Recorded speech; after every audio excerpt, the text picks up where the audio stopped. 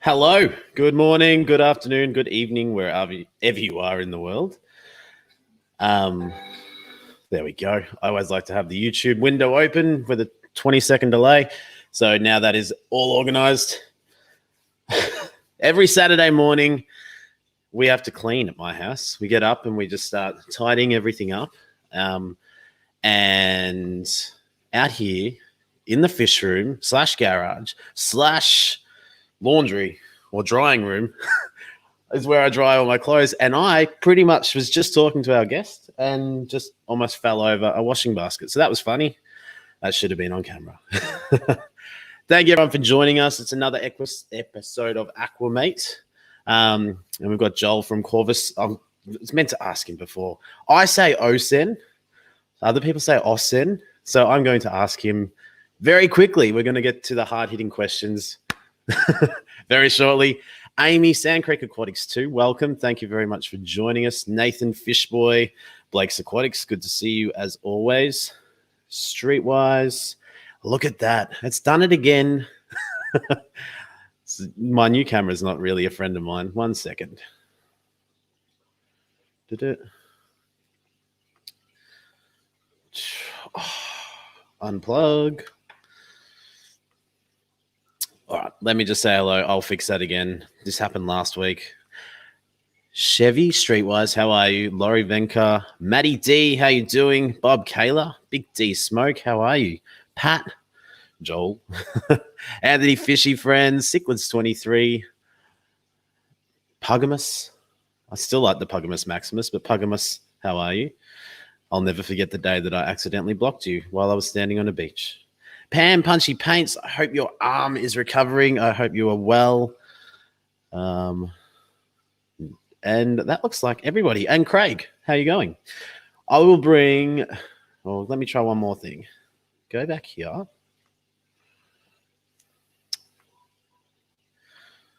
Okay, use this one. I'll work out my camera issue very shortly. But until then, let me bring up Joel. Joel, welcome. Thank you very much for joining us today. What's going on? Last week, this happened too. As soon as I started the stream, something happened with the camera and it was game over. We were talking just before and it was fine. Yeah, it was doing fine. There was no problem.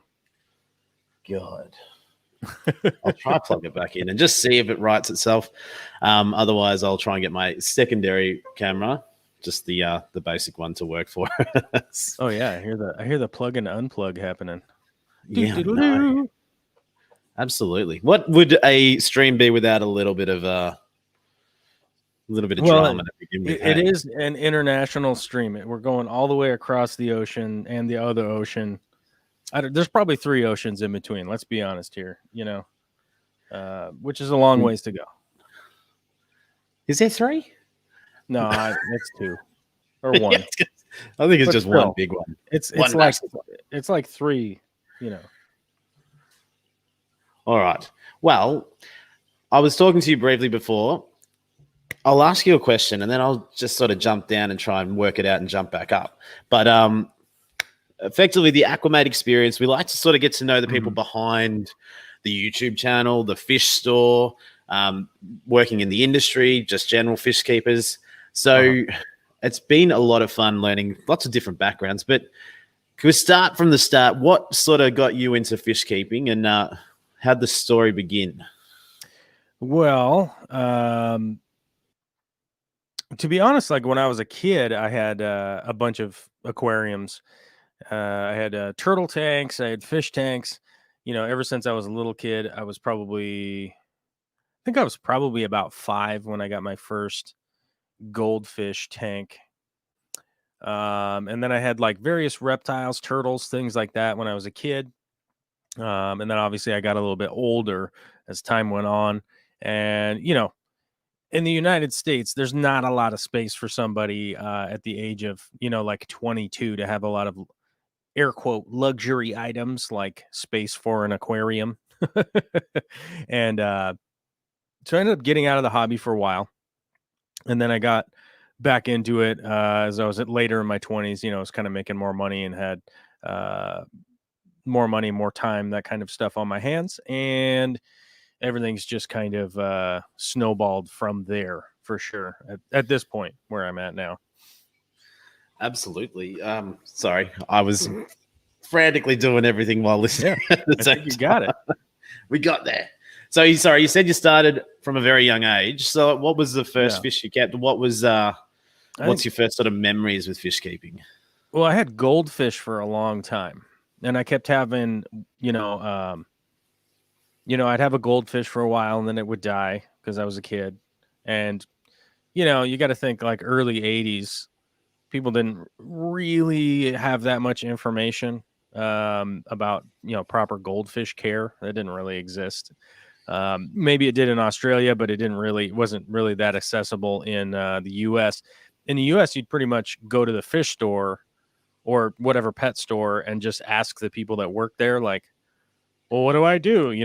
And back then, we would like break down the aquarium. Like we would take everything out and wash it with soap and then bleach it and then put it back in the tank, which is like, I don't know what scientist came and gave that advice because I'm sure it wasn't, it was probably just some idiot that was like, this fish tank smells funny. We better bleach it with, and with Ajax and soap, So I went through a lot of goldfish when I was a kid, and as I got older and older, I started to actually talk to teachers, like, hey, let me go talk to the science teacher and see what's going on. And lo and behold, you start to actually, get reference some books and stuff like that, where you can actually go through and read. And I got into a lot of ecology stuff through, local programs and school and stuff like that. My parents spent all of their time keeping me busy because I either was burning the house down or, I was always getting into trouble. I'm a very active person. I still am. And so I have to find things to occupy my time. Otherwise, I will literally be not doing what I'm supposed to be doing, and I've always been that way. So I was like 2 years old. I broke the bathtub, like the porcelain bathtub built into the building. Like I broke that when I was 2, so my parents were always keeping me busy, and I got into ecology, along with a bunch of other stuff, through probably like 10 to 20, and so I learned a lot more. I was breeding turtles and doing all sorts of weird stuff. And then that's cool. I moved out of my parents' house when I was 17, and you get poor. You get poor when you're a guy who's like washing dishes and living on his own, that kind of thing. So, most of that stuff went out the window until like my late 20s, when you start making more money, working with like heavy machinery and stuff like that. You know what I mean? So then you sort of relive your childhood later by getting into more and more things. Like when you were saying it, I was thinking, I'm sort of like a very active sort of person too. I wonder if that's people that have a lot of fish tanks, that's one of those things that you've always got to stay on top of them. So it's always go, go, go. Like, all right, I've got to do something over here. Got to change that. Got to do this. And it sort of complements the hobby. Yeah, there's always something to do. You know what I mean? Yes. Whether it's, whether you got to do water change or you got to do some maintenance or you got to do some, you got to do some feeding or you got, there's always something you could do. And then aside from all that care, there's also like, oh, hey, there's a new tank that came out that's like, the clarity is higher than the other one. Like, maybe that's something I could think about. There's a new light that came out. There's a new filter that came out. There's a better way to wire, all your electrical boxes. I mean, there's a million things you can be doing with aquarium. So it can always keep you busy if it's something that you're interested in doing. Even if I know somebody that has one tank, that's it. And they're constantly fiddling with it. It's just a one tank that's always like, maybe I could put the wire back this way and have it be smoother looking. You know what I mean? It's always stuff like that. So, and there's a lot of aspects to it, not only the ecology, but growing plants and growing fish and breeding fish and learning the biology. And then on top of it, there's the construction side. Like I said, there's electrical, there's different lights, there's all that stuff that people can get interested in. Maybe you want to build your own cabinet, and the first one you built was out of pine, and the next one you want to make out of mahogany because you want it to be fancy. Or maybe you want to get into welding your own, because you're like, well, I can't afford a steel one, but maybe I could borrow a welder and some square tube. No, exactly. And that's the other thing, is learning all that and then just maintaining it. So do you do many tanks that that are just completely self-sustainable that you don't touch? I've definitely experimented with my 240, operating it that way. And I've done systems for other people that you don't touch. I'm far too fiddly to be, I'm always messing with something, but I've kind of, one of the things I've been trying to do with the 240 is sort of fine tuning a system that can just run and not, like you don't have to do water changes. You don't have to do any of that kind of stuff. But really, with it being a closed system, like aquariums are a closed system. You're not introducing any new stuff unless you actually introduce it. You realistically, you hit a wall with the aesthetic if you aren't kind of changing something or adding something new, like a water change or something like that. So 6 months seems to be the mark that I can hit where it's like, I could do nothing for 6 months, but then I have to do something. Like I have to do a water change. I'll have to move some plants around, stuff like that. And that's just from a pragmatic side of like, all the plants are going to start going dormant, because they've all, they haven't gotten anything that says it's still springtime kind of thing. Yeah, absolutely. I think that's something I want to ask you a little bit about later. I'm trying to go into a more of a high-tech aquarium. All of my aquariums pretty much have been low-tech, but I have some equipment over here and over here that was starting to set some things up. And yeah, I mean, I watch a lot of your streams and how-tos with certain plants, and I was like, I think I'm going to pick his brain. Now, on that, because I'm an Aussie and people say I say your name incorrectly, how do you pronounce your channel name? Well, it's Latin, so there's always the argument onto whether it's being pronounced correctly or not. Because it's all, I don't feel so stupid now.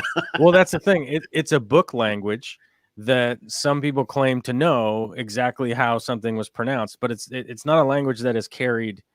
There's nobody walking around speaking Latin that's their fluent language, right? It's all like, I learned this in college and this is how I pronounce it. So I've heard Oscen, I've heard Oscen, I've heard it in every thing, and I've seen it in books with those pronunciations, like all differently put together. So, or an Oscen is one I've also seen too. So it doesn't really matter. It's Latin. Like no one's offended. Yeah, it's like, it's a language that they stopped using on purpose because there's too many arguments about it. Seems sort of like Hogwarts, like Wingardium Leviosa to me. Right. So that's why I don't know. Maybe that's why I do it. But I'm really glad that I'm not the only one that thinks it's maybe something that it's not. So what does it mean? I mean, it's just the two. It's the two So like Corvus is like a raven or a blackbird, right? And Oscen is the family of blackbirds and crows and ravens and stuff. So that's all that it stands for. Like, so I'm old enough. I don't know how old you are. How old are you? Like, you're like what, 35 or something? I am 35. Yeah, Aha. that was a good guess. I think I heard you say that on something I was listening to once, and it stuck somehow. But yeah, so like when I was a kid, like the internet was being introduced, right? And I was old enough to know when the internet was being introduced. Like it was starting out. Like we'd have to take a phone, and you'd have to dial up, right? And you'd call a phone number, and then you'd take the phone thing itself, flip it around, and put it on an actual modem like that. Like you'd actually have the receiver, take the receiver and put it on the thing so it could talk to each other, because it would actually send out noise and the phone would pick it up, and then the phone would be going back and forth. And so back then you would be calling in on a phone number, right? And it was super easy for anybody to get onto those message boards and find out what phone number was basically calling in, right? So then we had to use a fax number. So we would get you'd get a fax line put into your house that was like unattached to your address, right? So you normally get like somebody that has a business, and then you would put the fax line under the business. And when you went to put your information in, you did not put anything that had to do with your name in at all.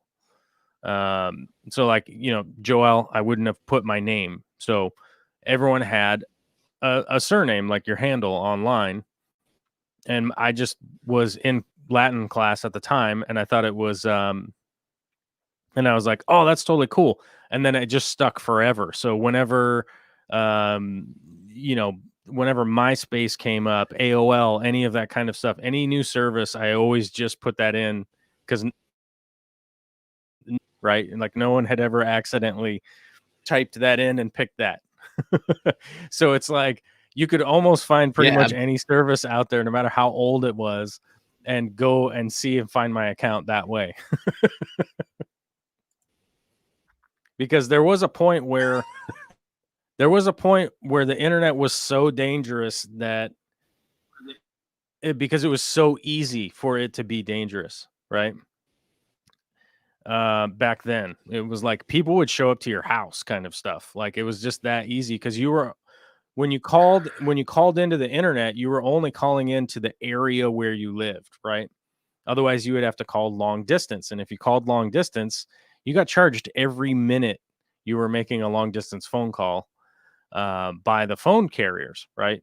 So more often than not, when you were air quote on the internet, you were on a bulletin board that was really close to the area that you lived in, like a 50-mile radius of you could drive there, because then it wasn't air quote long distance. So there, that's why most of that stuff, I mean, it would be the same thing as like if you put your handle in as Harry Potter, like, and then just be like, there's no information for me. Yeah, Streetwise says, taking me back to the BBS days in FidoNet and Usenet. Yep. Yeah, the BBS was a really weird time to be on the internet for, anybody that was actually doing it. I think we lost Aquamate completely. I think he's gone. I think I've taken over his show. His camera crashed.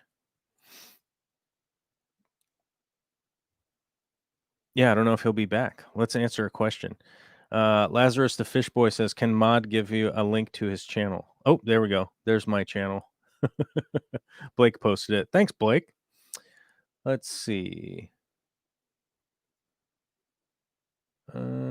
I see Bob Kaler with a $10 super chat says, Corvus Oscen is pronounced with a strong Tennessee hillbilly twang. Many times I've heard the granny point out the blackbirds using the term. Oh, that makes sense. Yeah, I'm still live on Aquamate channel. Yeah, I'm taking over. Let's see what we got here. Newcomers, don't forget to hit the like button. Oh, of course, hit the like button. That's for sure. Reading chat.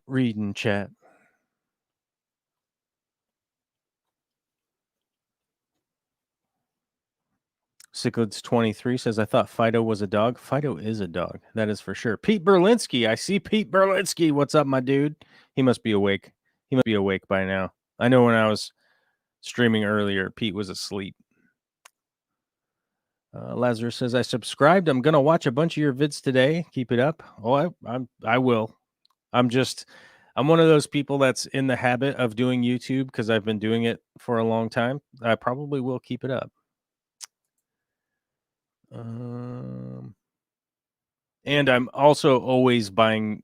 Well, I'm either buying or trading for new plants all the time. So I always have some kind of content thing to share with people because I'm always kind of experimenting and or trying out the viability of new plants hitting the market or not. Wow. Sorry about that. Oh, man, you crashed. Well, your computer didn't crash, but you're... As soon as you said dial up and changing the modem, everything just went. I'm like, is he using some superpowers to just like put me back 35 years into dial up? I pulled you back in time. Yeah. I'm having to hotspot off my phone now.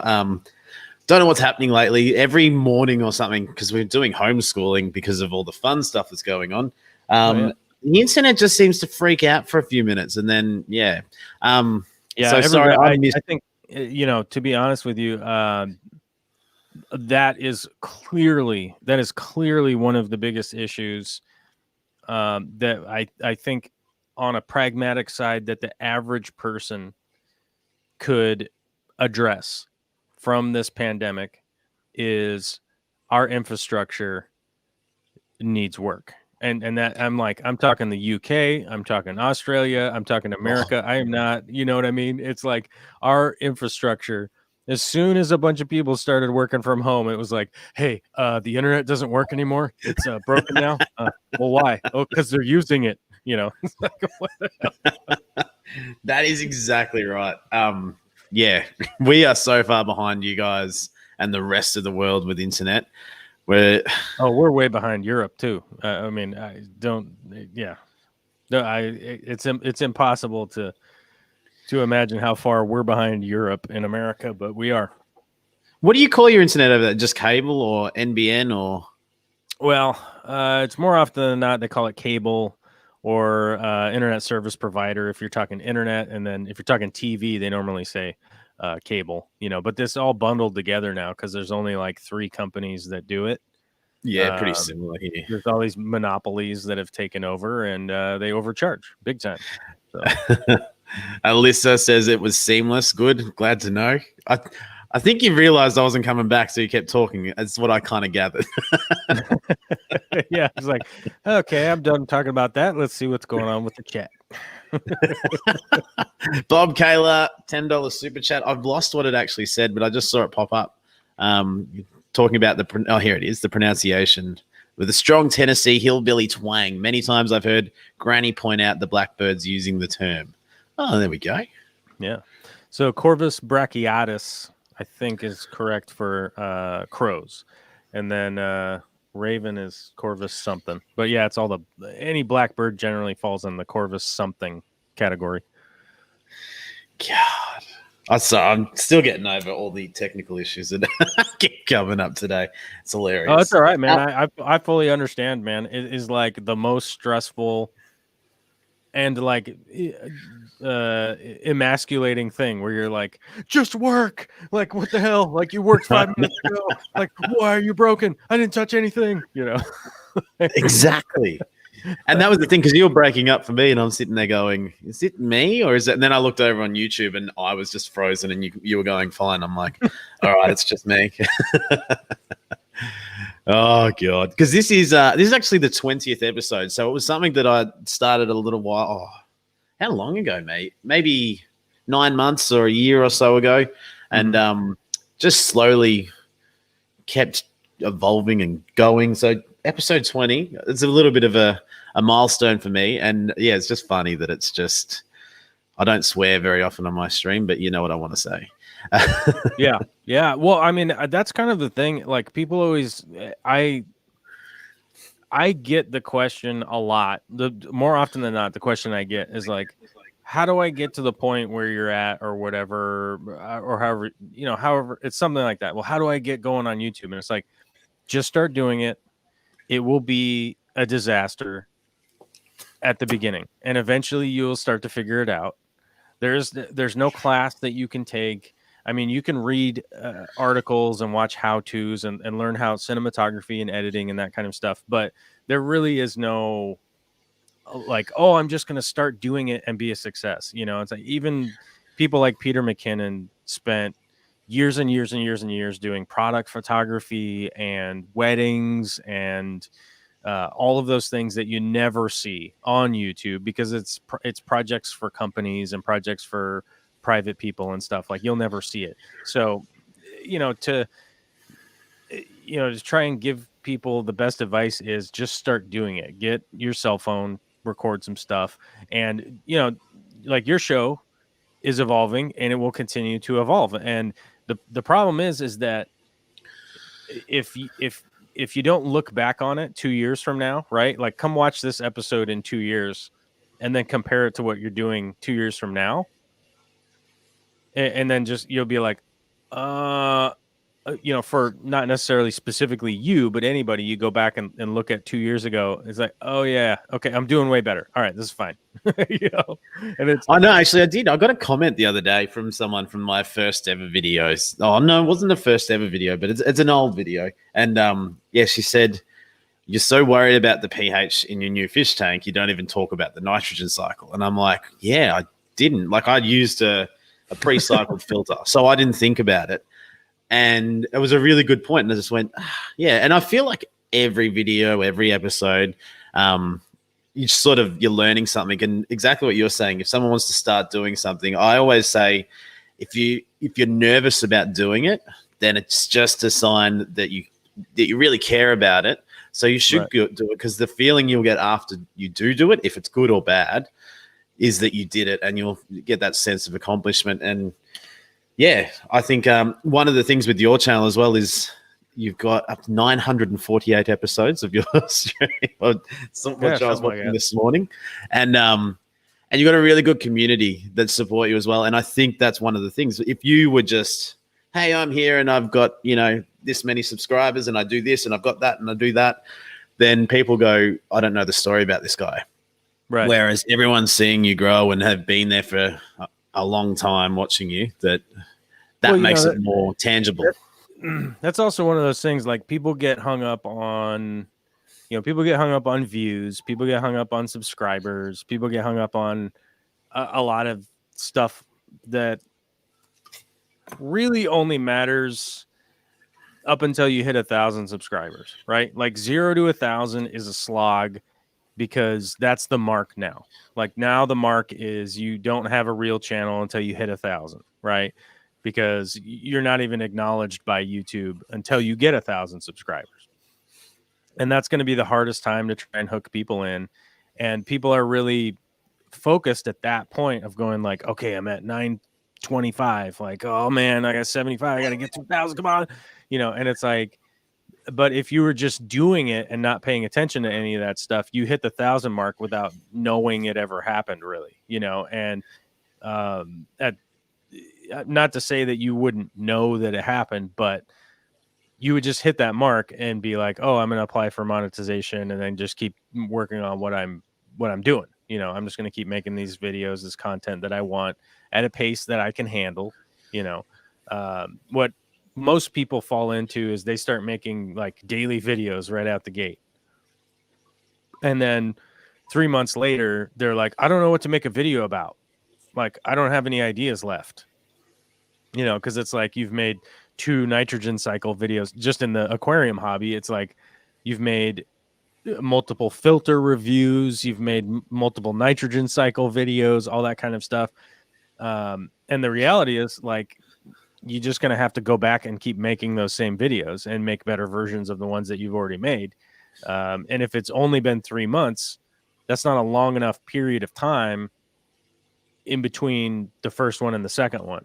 Whereas if you'd spaced it out and it was a year now, and you're like, oh, I'm going to make my next nitrogen cycle video that's better than the one that I made a year ago, and you just keep going with that rhythm, eventually you'll come up with other ideas and other stuff, and your quality will improve, and you'll have new people that have never watched that old video that you made a year ago.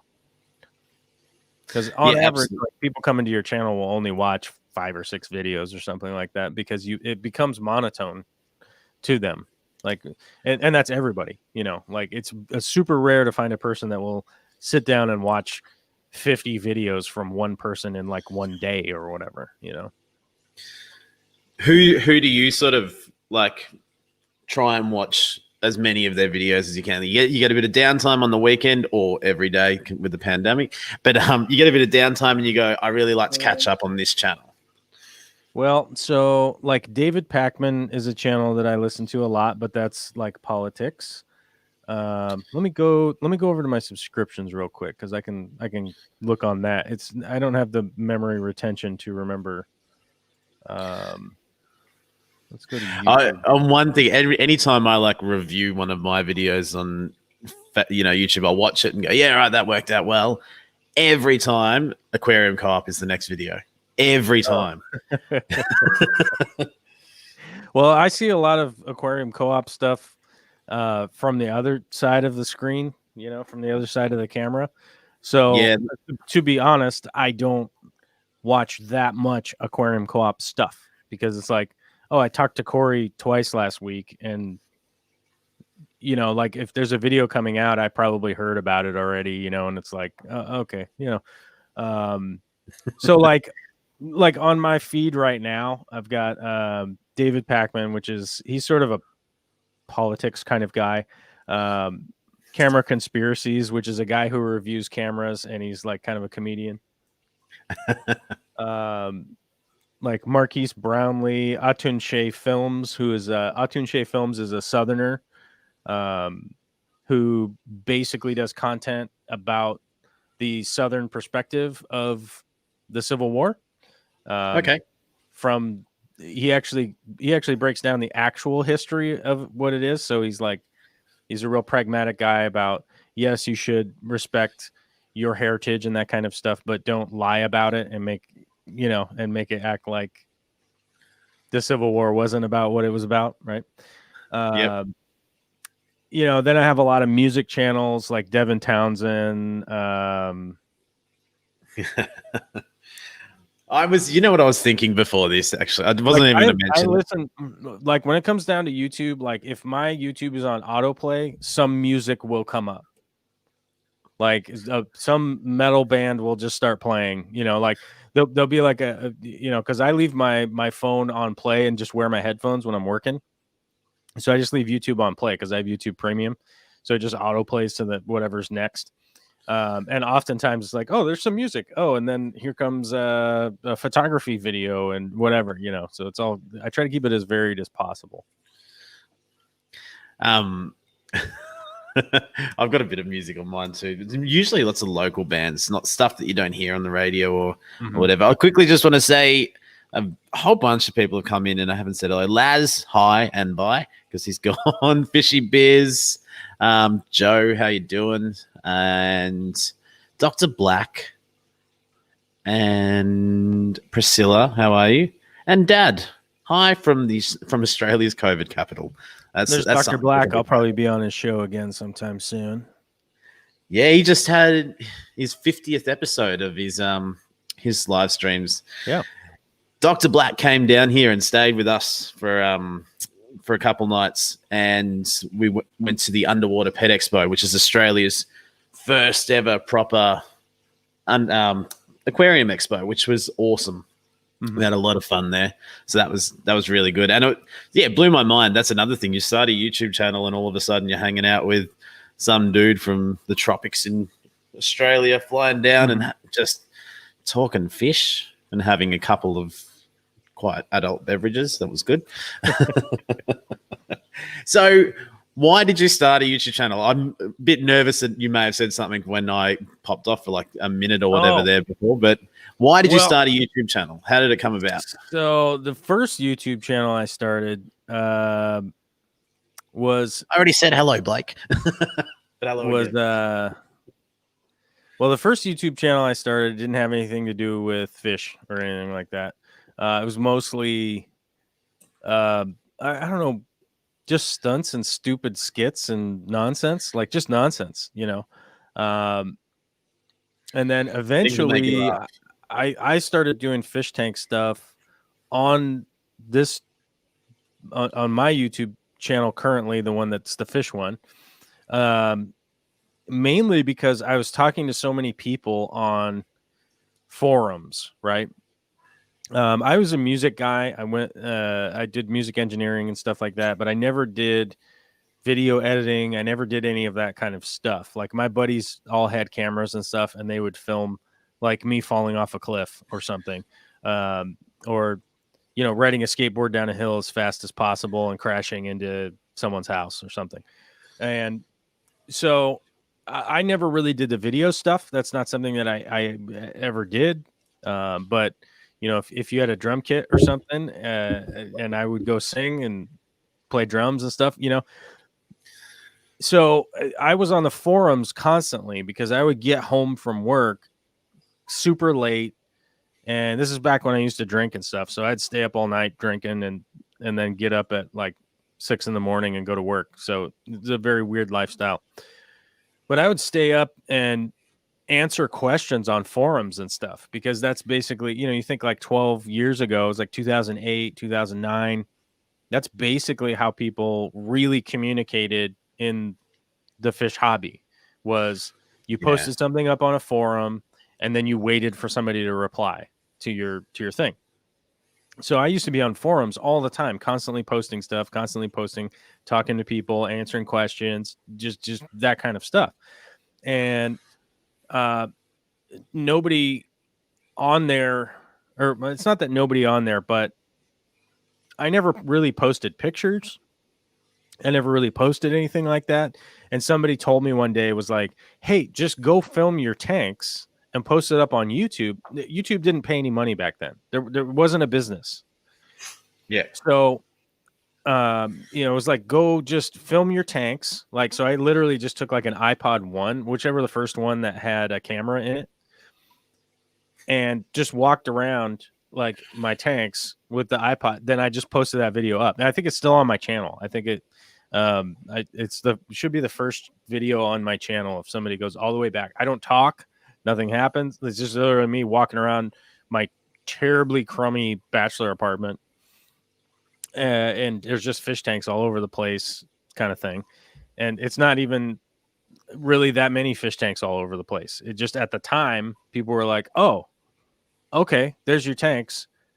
Got it. You actually do know what you're talking about, kind of thing. But that was the only reason I ever started. And then, you start getting comments from people. And back then you used to be able to make reply videos in people's comments. So if somebody was like, just trashing you or whatever, you could literally make a response video and that could be the comment that you could be replying, like talking trash back to them kind of thing. So obviously that didn't last that long because it got really wild. Right. And plus, I'm just thinking of hosting your mama's fish then. tank is so fast. Right. Yeah. So it was just a real mess. It was pretty chaotic, but it was a lot of fun and it was obviously engaging and it obviously took off because, YouTube is what it is now. And then I just kept kind of doing it and just in a really terrible, like not thought out way, which is fine. I mean, it's not, there's no way to like kind of sugarcoat it, but like most of my videos were like me just behind the camera, like here's what I'm working on, blah, blah, blah, blah, blah, blah. Here's this tank. Here's that tank. It just kind of updating people on what was going on. Because like I said, when I started doing YouTube, it wasn't a business unless you were selling something to somebody. Right. Yeah. So if you were like, buy my used cars, it was a great way to be on YouTube. Right. Because then people would find your goofy videos and come and buy your used cars. I've never been a guy who was really trying to sell stuff. And there was a point in time where I was like selling shrimp to people. I was selling plants to people and beta fish and stuff like that.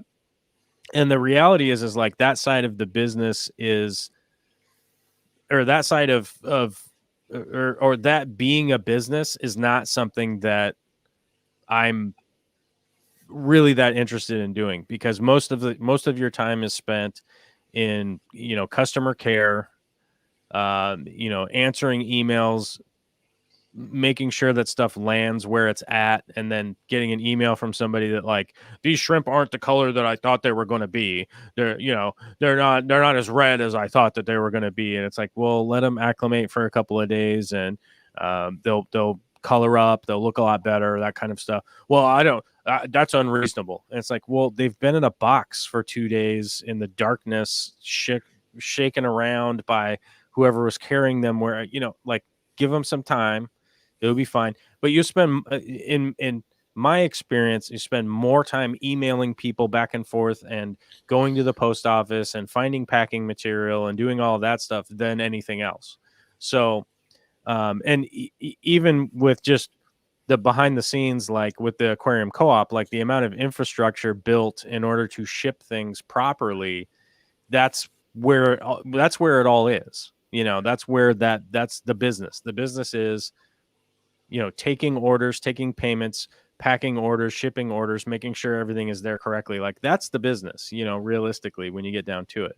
And that's the same thing with Amazon. It's the same thing with eBay. It's, all any kind of online business, that kind of stuff. That's what it is. It's mainly shipping it on time, correctly, it getting there, them having an expectation of what it's going to be, all that kind of stuff. And that's not something I want to do, because if I wanted to do just customer service like that, I would have just opened a storefront and had walk-ins, and just be like, I'll just deal with the people in person. And that's not really my goal. My goal isn't really to like, sell stuff to people, whatever it is, regardless of what it is. It's not, I don't like selling things to people. And it's also like there's more variables as well when you try and do it that way. Like I'm waiting on a shipment from New South Wales. I don't know if there's live fish, but I'm pretty sure there was, and it's been in the mail for 2 weeks, and apparently it's still 2 weeks away because the mail system down here has just, it's just stuffed up big time with what's going on with the pandemic. And and now, like, something that they would post would be 1 or 2 days is now not even halfway 2 weeks later. So I will get a box soon that will be very disappointing in one side, but there'll be some other stuff in there. But then what do? I did watch one of the guys that I spoke to very early on in this series, and got to meet at the Underwater Pet Expo. And Blake's Aquatics was at the Underwater Pet Expo too. I forgot to say that before. He runs a shop up in Sydney, and he sent something down to Melbourne. It got delayed by like 5 days, and the people were just like, well, I want my money back then. And you sort of go, all right, where does it sort of stand? Because someone's paid for something and they've got it, but someone's now spent money giving it to you, and through no fault of their own, you've ended up with nothing. So it's so then it all comes down to like an insurance claim with the post office or whatever it is. And I appreciate people that are doing that. So don't get me, don't get it all like, well, that's the thing. Like sometimes people, they get kind of upset by that commentary. It's just like, that's not for me. Like, I'm appreciative of the people that can do that and do it well and all that stuff. But at a certain point in time, I had to make a decision on, is that what I'm going to do for my career? Like, is this where I'm going to be moving for my career? And it's like, no, that's not where I'm headed for my career. So stop putting energy in that. Right. And focus on the things that I'm doing. So it's like, if somebody hires me to remodel their bathroom, that's where my work energy is going to go when it comes to that thing. And if YouTube is one of my jobs, right, which it is, and I'm going to put my work energy into this work thing. You know, I'm not going to, for instance, when remodeling somebody's bathroom, I'm not going to put the tile in before the drywall. You know what I mean? So, you know, it's a matter of going like, okay, what am I doing? What's the plan here? And that's eventually where I landed with YouTube is like, I'm not selling stuff to people. So where does my content, what direction does my content go? And my content eventually was just like, oh, I just need to share the information that I know to be true versus just information that I kind of know. Right. And you know, whether whether I hit that goal 100% or not is just, you know, that's just somebody's opinion, you know, or whatever. So what is the relationship or association with Aquarium Co-op? Because I remember talking about, it was a while ago, getting some tools to do some stuff for them in the warehouse. I can't remember exactly what it was, but you know, I work for Aquarium Co-op. Like I'm contracted for 2 days a week. So plus if they want me for extra jobs, but I basically build their infrastructure. So tank stands, plumbing, electrical, all that stuff. I build all their infrastructure projects. So you 2 days a week, there's enough to be working on that 2 days a week. Well, it's a very long drive to go up to Aquarium Co-op. So in the morning, you know, it's basically a 3-hour total commute. So it's like 2 hours in the morning, 1 hour at night. So I go up for 2 really long days, as opposed to, oh, I'm going to go up for 4 regular length days, right? So I go up, I work, you know, I just work until I'm blind and then come home, you know, kind of thing. So It does work out, but I do a bunch of extra days. Like I was just in yesterday, building some stuff and everything. So I do work for them, but I am, you know, I'm not involved in the business aspect of any of that stuff. I just build and repair, you know, as things are, you know, if the water pumps get broken, I replace them and I'll repair the ones that are broken. Right. So you know, people ask me like, hey, do you know when this is going to I don't know. I don't know any of that stuff.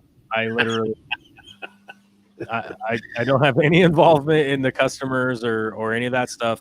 I just make sure all the systems run right. So, you know, their plant systems, like, you know, I designed all the plumbing and everything's plumbed up, and I will periodically check on them to make sure that the person that's maintaining them that they're running properly. But currently the guy who's maintaining them to see if they're running properly is Corey. So it's like, I don't even really need to check them right now. Because he's been the guy who's just been hands-on, you know, and he really is, you know, he's a good owner. He's hands-on when he needs to be. And then he's also, you know, hands-off when he doesn't need to be. So, but I'm sure he's working right now, I'm sure. So how did it all come about? What's that? As in, like, how did you end up working with them? Were they just like, I like that guy on YouTube, he's going to help us do stuff, or you already knew them, or? I'd met Corey like a couple of times, many years ago, and then I met Corey when he was building his store. I worked for a competitor at the time, and I was just kind of moonlighting, helping build stuff for a different store. And we went down to go check it out, and just that's like the only time I really talked to him was that time when I had gone to his store, when it was being built, but it wasn't even open, you know. So I hadn't really had very minimal contact with Corey. Never really knew what was going on, but he knew who I was and all that kind of stuff because I was in the area and I was obviously making YouTube videos. So it was pretty, you know. People would regularly be like, man, have you seen this crazy guy? He's crazy, you know, kind of thing. And, you know, I got sober well over 6 years ago now. And at that point, I think I was making videos about being sober and fish tanks. And so I think at that point, Corey was like, oh, maybe I want to talk to him, you know. So he sent me an email and stuff, and then we just were hanging out and stuff, and he needed help with things. So I just started helping him out with stuff. And eventually it was like, can I get you to come work here? Kind of thing, and it was like, oh, I don't know. I'm pretty busy because I was really busy at the time. And now since then, our schedules sort of make sense. So if I'm doing work for, because I normally do work for, other people, like I'm normally doing house painting and house remodels. Obviously with the pandemic right now, things are kind of put the brakes on that stuff for sure. Most of my most of my contracts for this year all canceled because they were like, I don't know, pandemic, I don't have a job. Everybody has problems, and so a lot of people canceled for this year. So it's just I've been doing other odd jobs and stuff like that, but it works out pretty well with doing YouTube, doing jobs, working for aquarium co-op, having a baby. There's a lot, and plus the other stuff that I'm doing too. So it's pretty busy. No, that's good. I think that's one thing that I sort of noticed with YouTube, like getting monetized a few months ago or whatever, and it's funny how you sort of start looking at it and go, well, you know what? If I do a little bit better with YouTube, but then I do this and then I do that, I can sort of focus on what I want to do rather than just going 9 to 5, working it sort of made me realize, one thing might not, put food on the table and keep a roof over your head. But if you combine it with other things you enjoy doing, there's no reason that you can't, make a living doing what you're good at. So it's good to hear that story because it's something that I will take on board because it's something I would like to try and do in the future.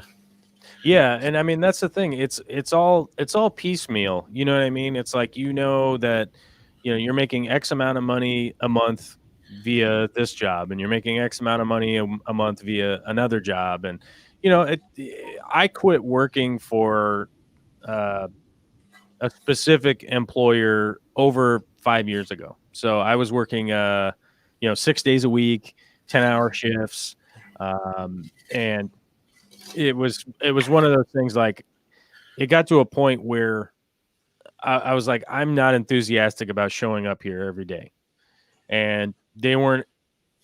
They were changing the business, and they were like, "Look, we're going to transition you into doing this, this, and this, and we need to move you up to take over for some other people, and blah blah blah." And I was like, "Let's just pump the brakes on that a little bit, and let's figure out what exactly works for your business." And what ended up excuse me, what ended up happening was they ended up cutting me a severance check because I was like, look, this is we're in mutual agreement that I make a lot of money here, and you're going to be changing the business, and you're really going to be pushing me to do a bunch of stuff that I don't want to do, and it's going to cost you more than it normally would cost you, and that kind of stuff. And so they ended up just paying me severance till the end of the year. And then I started my handyman business. So the handyman business was doing really well. So I was basically, in that business, you're sort of like you're working crazy hard for a week, and then you have a week off of planning for the next job. And if you kind of play your cards right and book jobs appropriately, it is very busy, and then you have downtime, and it's very busy, and then you have downtime. And it, in the area that I live in, I live in Western Washington, there's always work. It is a booming economy here. And especially in the housing market is through the roof. There's not enough units, all that stuff. So there's always stuff to do. And if you play your cards right, you're not in the office at 8 o'clock every day in perpetuity, so. No, yeah, absolutely. I get to work on the road. I manage a heating and cooling company. So I visit customers and just check out exactly what they need and quote accordingly. But I did 350 kilometers yesterday, right, which is a lot. But also we're in lockdown, so it's sort of a privilege to be able to do that, get out and do that much. but yeah, it's very seasonal, and it works well because sometimes you're down, and I can focus on trying to make a video or do whatever, or have a chat with you instead of working a Saturday. It's a bit more fun. Yeah, that's the thing.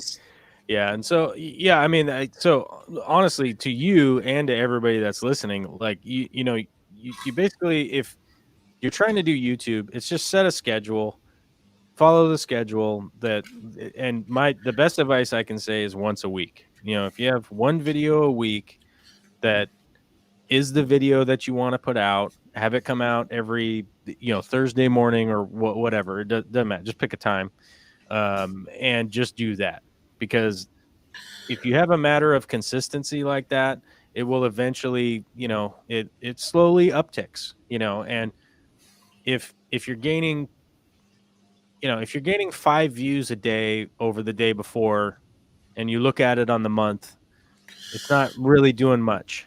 But when you look at it over the year, all of a sudden it's like, oh, it was here, and then now it's way up here. And then the next year it's the same kind of thing, and the next year it's the same kind of thing. And if you're starting out at a job like at the bottom rung, that's basically what it is. You're washing dishes at a restaurant. You're not going to be head chef in a week. It's going to take many years of working to get there. No, absolutely. Thirsty Rabbit, $15 super chat. Thank you, my mate up north. Lockdown lunch on me, bro. $14.99. Don't eat much. Appreciate it. Thanks, man. I was saying right near the beginning that I was going to ask you a couple questions. I have bought, I'll show you what it is actually. See if you've seen it.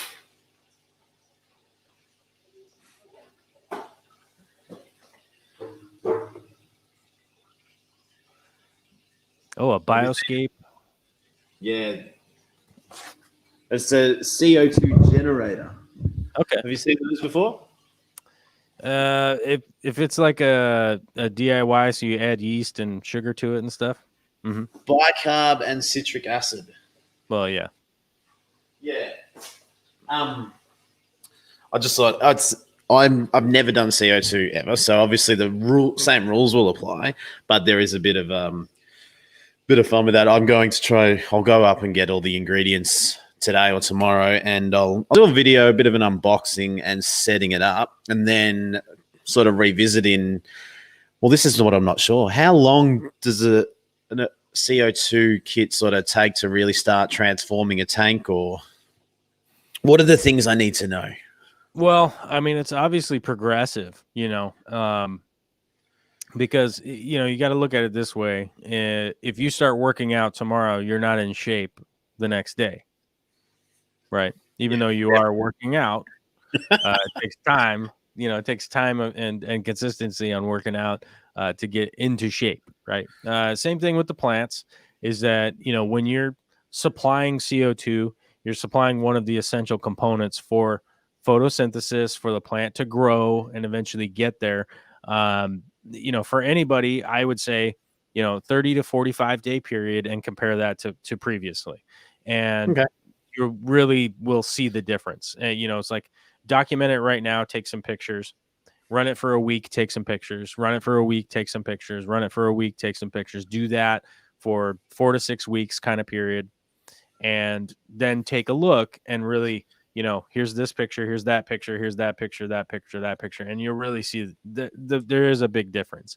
The plants will grow faster generally, but the main thing is that they're going to grow a lot healthier, so plants that aren't coloring up the way that you want them to, or their leaf structure doesn't look right, or maybe they're just not even growing at all. Like they could just be sitting there like, I'm a plant. I'm existing, but I'm not thriving.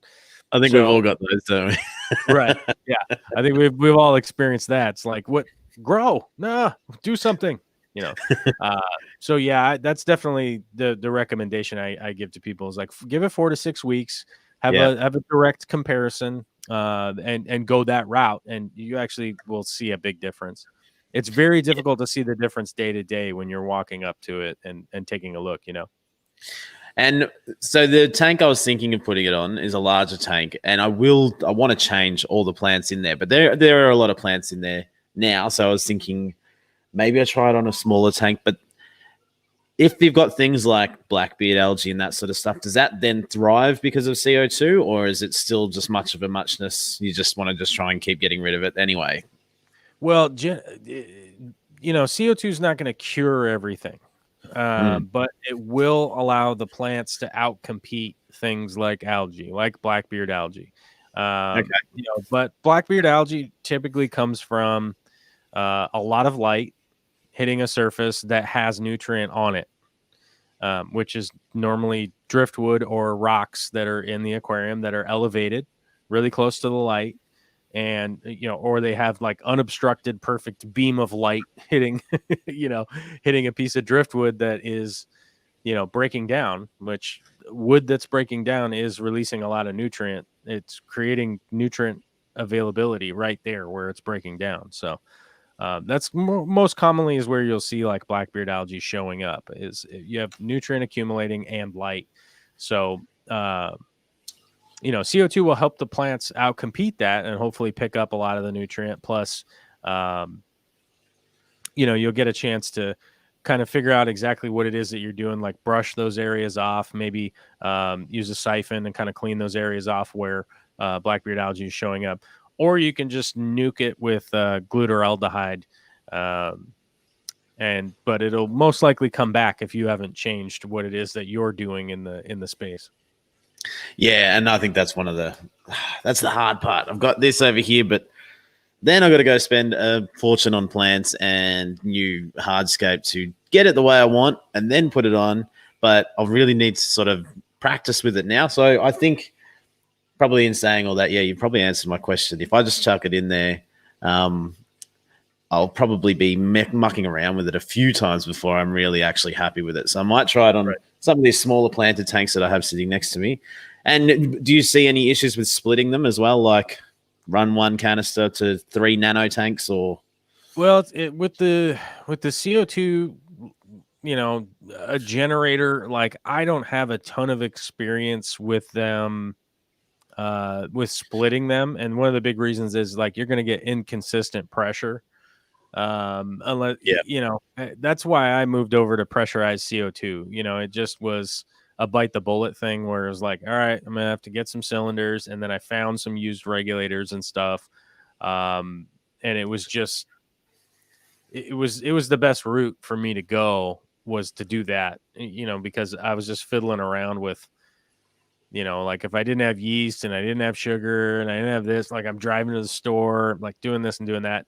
And eventually, I was like, I'm not saving any money. I'm just wasting a bunch of time, so. Yeah. Priscilla, yeah, chuck it as in apply. Yeah. Yeah. I suppose, well, that's one thing. Having that set up there, you can just put in a pressurized canister anyway, couldn't you? So it's sort of, it's there. Then I suppose I've got that option in the future. Yeah, well, they're the things that we'll be working on this weekend. And I watch a lot of your reviews on plants and lots of those Latin names again that I don't know how to say.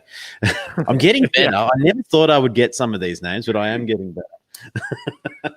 Yeah, one of the tricks that I implement is most of the Latin, at least the root word, has a pronunciation online. So if you were to look up like styrogine pronunciation, like how to pronounce styrogine, right? Put it in there. You'll probably get a generated pronunciation guide that will give it to you in Japanese, in Spanish, in UK English, in Australian English, in American English, in Danish, in whatever. And you can kind of run through the gamut and go like, it seems like the most consistent pronunciation around the world is this one, right? Or that one, or it's all across the board and it's super weird. So even if you say it wrong, people in Spain might think you're saying it right, but people in Japan might be pissed. Who knows? So, it's yeah. I mean that would be my advice, was just look up how to pronounce it and then listen to a bunch of them, and figure it out. Like, that works for me. the way that it seems to be working for me is that if I take a risk and go and buy it, then I put it in a tank. And if it grows, I want to know what the name is so I can buy more. If it doesn't grow, be like, I don't care about that one anyway. Oh no, it doesn't matter. Yeah. Um, I just failed the other day with an Australian plant, but it is what it is. yeah, what was it? It was a Singananthus that's from Australia, and yeah, many reasons why it didn't work, but that's fine.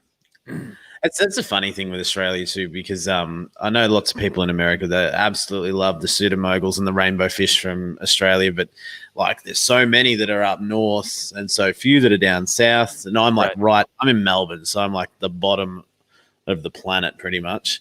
And it's cold and crappy down here. So I can't really think of many like native plants.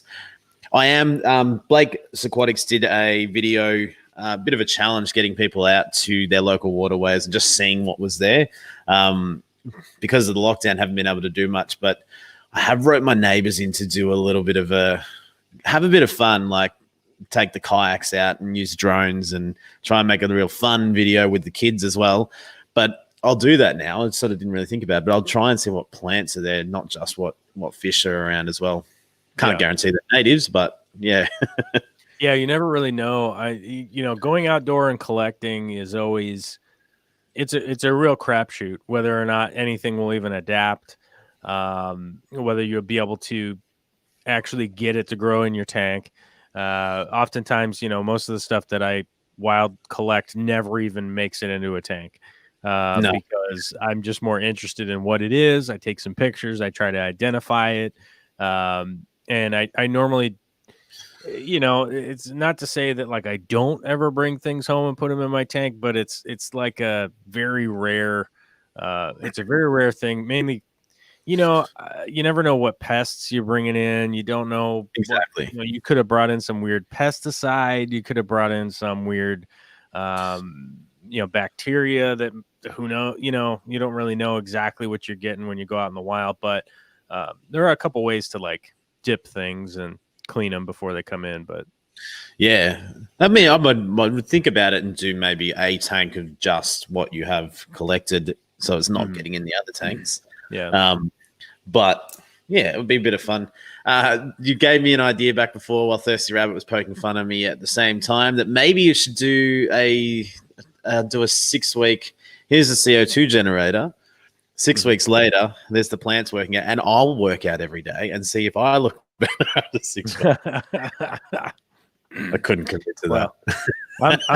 I'm 5 weeks into the ladder there, and I look better than 5 weeks ago. That's for sure.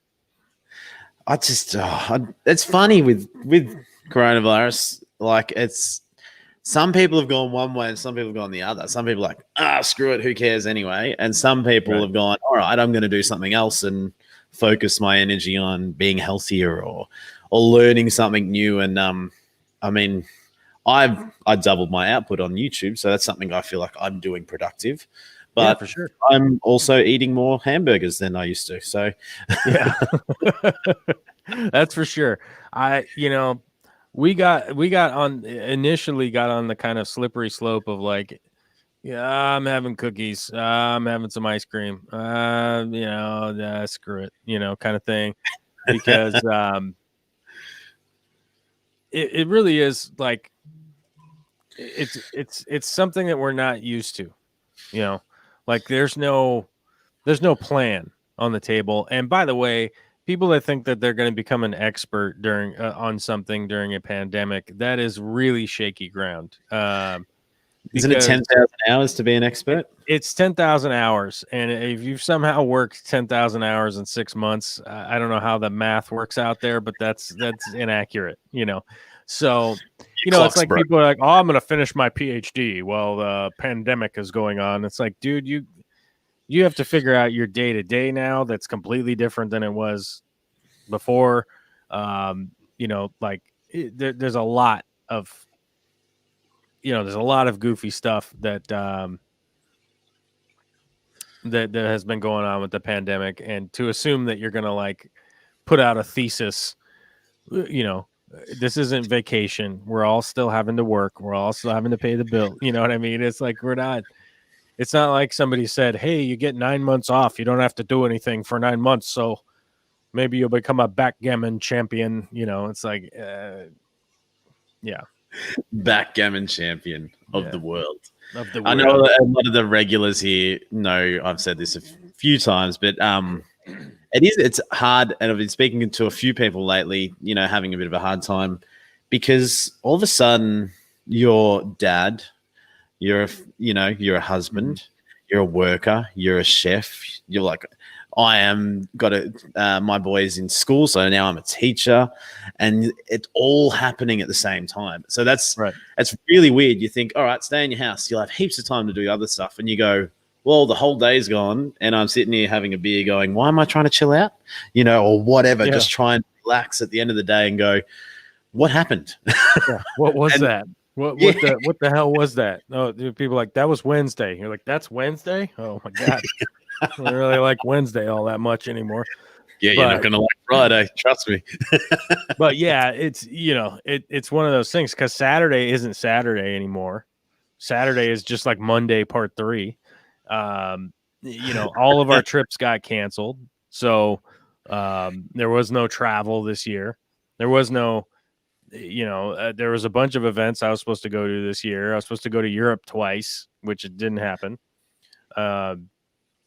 So you talk about being productful on YouTube. It's like, well, I didn't even get to cover any of those events I was going to go to. So I didn't go to, I didn't get to tour. I didn't get to tour any of those fish rooms I was supposed to go to. I didn't get to tour any of those stores or wholesalers or any of that stuff. That all got canceled. So it's almost one of those things where it's like, well, why don't I just work super hard on YouTube? And it's like, well, almost all of the plans and things that I was going to do content wise, they're all canceled. So I can't do those. And that's like, I can move my office around as much as I want. I could, I can continue. I could do a live stream every day or something. And then people will be like, could you please stop live streaming? It's ridiculous. Like you're doing it all the time. Like, please not be on the internet for 5 freaking minutes, dude. So most people out there, like, just calm down. Like, the pandemic will eventually end. Just navigate it as best you can to maintain your mental health and move along, and don't stress out about the weirdos that are posting on Instagram that like, I learned how to fly an airplane in 5 minutes. It's like, dude, yeah, it takes 5 minutes to learn how to fly an airplane. It takes years to learn how to land one. So it's all relative to, like you sign on to the internet and it's like, let me look at what's going on Instagram. And you're like, what? How are all these super successful people being so super successful? And yet whenever I look out the front door, none of them are doing it out there. Very strange. But no, I definitely hear you. Priscilla worked it out for us. 47.6 hours a day for 6 months. This is your 10,000 hours. It's impossible. Pat, you're talking about a video where the basic math. The basic math on gaining expertise in the rule of 10,000 hours is it's going to take you 5 years of working a full-time job. So it's 40 hours a week for 5 years is 10,000 hours. Yeah, but I know a lot of people that have been working in certain jobs for longer than 5 years that are definitely not experts at that job. Well, I think you got to push yourself. They're experts at not getting fired. Yes, we've made it. Is there anything you would like to share with us? Is there anything coming up that we can look forward to? Well, to be honest, it's just a lot of the same stuff. I got a bunch of plants that I'm working with, and making, that's my main focus right now is basically building my plant encyclopedia.